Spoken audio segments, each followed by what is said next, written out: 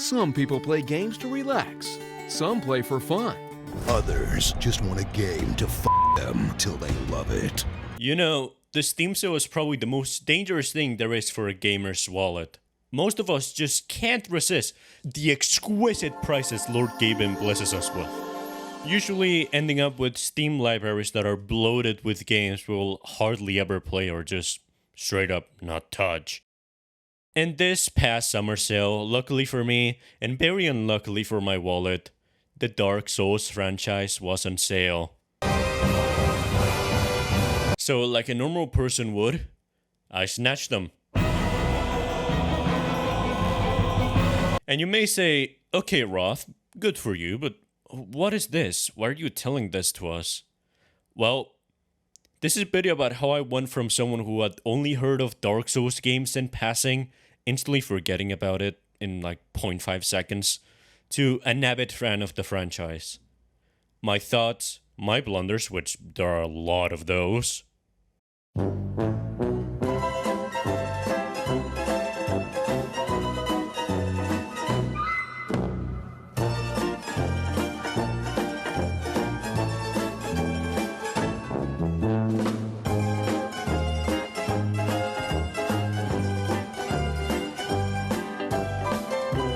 And how I learned to love these games.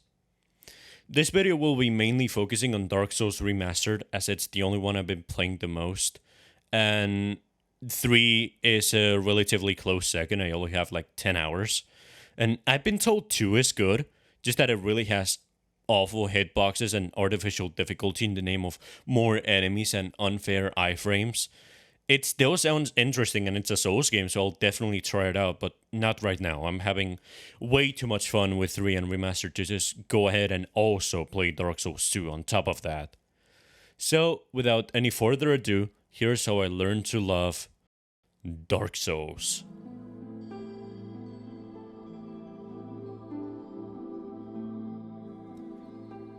So, let's start with the obvious. I'll assume everyone here knows what Dark Souls is, and if you don't, then you've got to be a hermit who lives in the woods who just stumped on this video.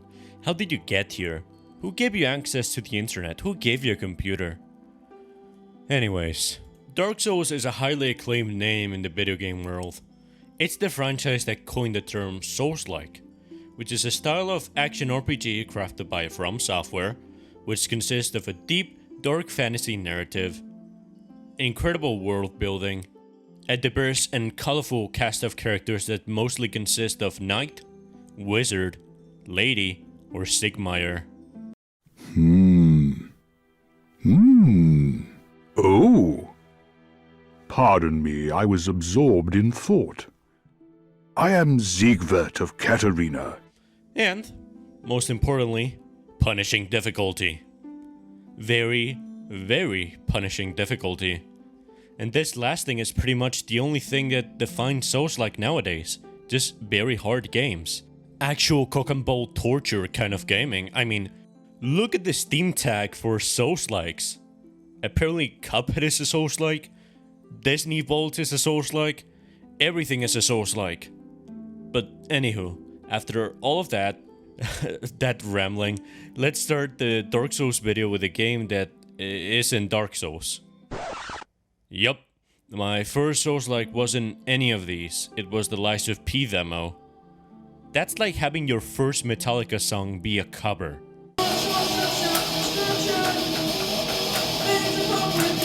Lies of P basically is the newest From Software game developed by a studio that is not From Software, but rather Round 8 studio, who have gone round straight to making a very good game. What?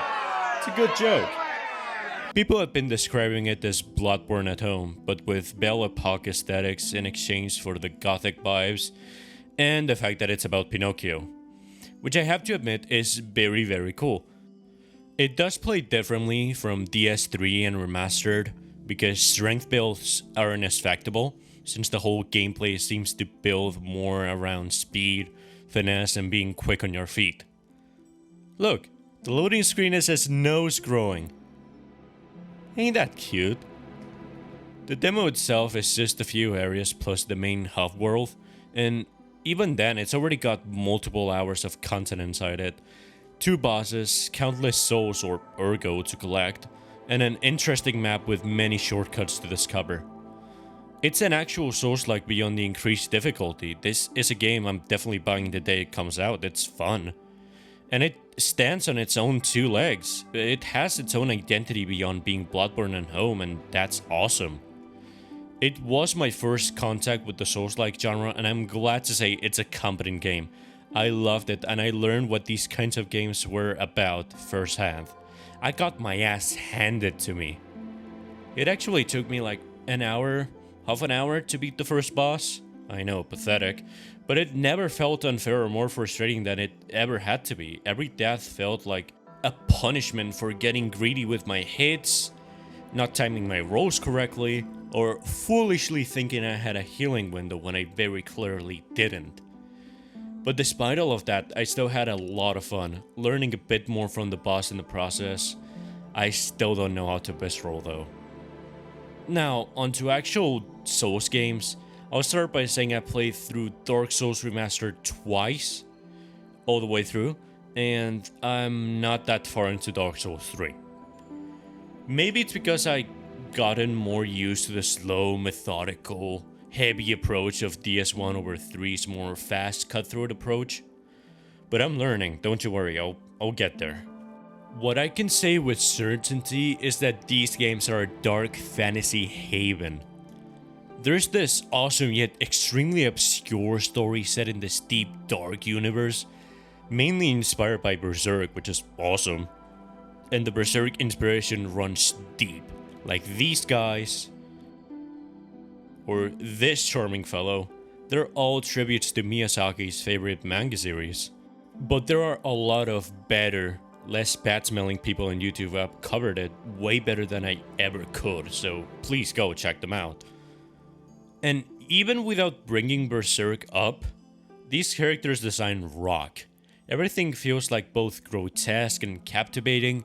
There's a sense of unease and wonder in every enemy's design, from the Black Knights and the Serpents, to the Bell Gargoyles and the Capri Demons. It's brooding, gothic, and intricately detailed.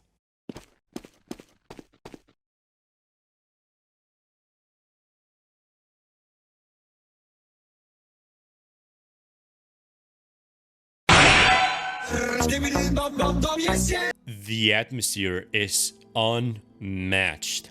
I mean, look at the soundtrack. The music bangs in these games. The music bangs. Not only is it an exquisite selection of gothic choirs, heroic triumph and horns and sad motifs, but some of the boss's attacks are actually in sync with the music. Very nice. And as someone who is studying music, I can definitely say, this is good. It's this modern classical style that takes a lot from the Romantic period, to the point that, fun fact, a boss in Bloodborne is basically a huge walking Beethoven reference, and it also takes from Baroque in certain tracks, which is very neat.